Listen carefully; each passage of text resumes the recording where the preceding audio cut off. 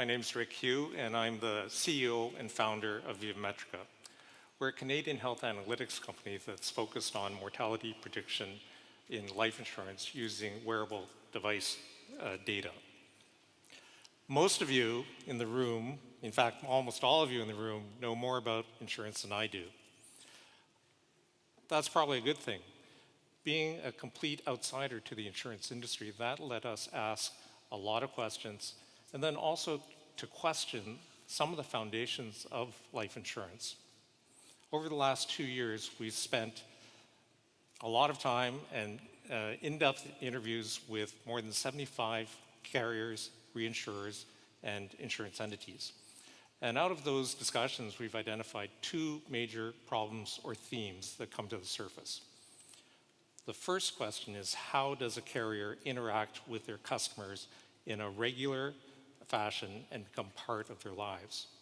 The second question is, how do carriers underwrite risk and underwrite mortality risk for individuals with life insurance that is faster, simpler, non-intrusive, but equally accurate?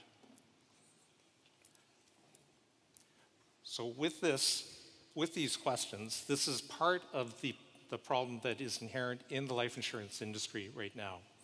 Life insurance is a huge industry, as you all know, and more than $2.6 trillion of premiums are paid annually for life insurance.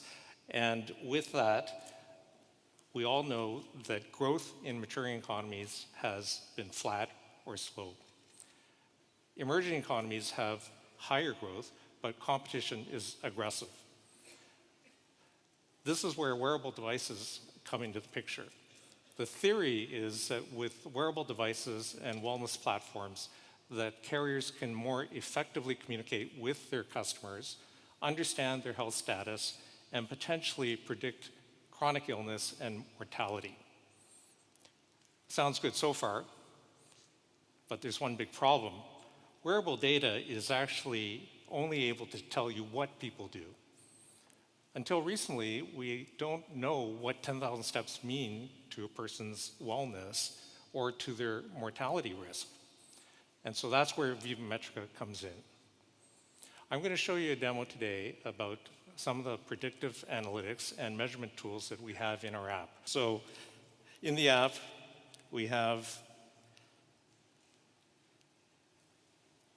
a welcome page, and this provides the information with regards to the current status based on our physical activity, our status for the last week, and the status over the month. The dashboard also provides you an understanding of where you are compared to your average, as well as to the population average. This is a quick glance screen to allow you to understand where you are. In addition, the information that's provided through a wearable device, your age, gender, height, and weight, can also give you estimates of your risk of type 2 diabetes, your depression score, arthritis, and other scores. And you can see that today's scores are dependent upon the physical activity that I've provided. So this gives you an idea as to your overall wellness scores and also to the specific problems that you may encounter into the future. Over and above that, once you understand what your individual risk categories might be, you have the ability to set new goals to either improve your overall risk score or to perhaps reduce your risk of back pain. This is personalized to you and related to comparable people in the population. And you can see that if I want to improve my back pain score and decrease my potential for back pain, then I can change my activity status. And then this starts to increase your score. And you can set that as a personalized goal that you've set. And you can do that with 2 or 3 additional factors.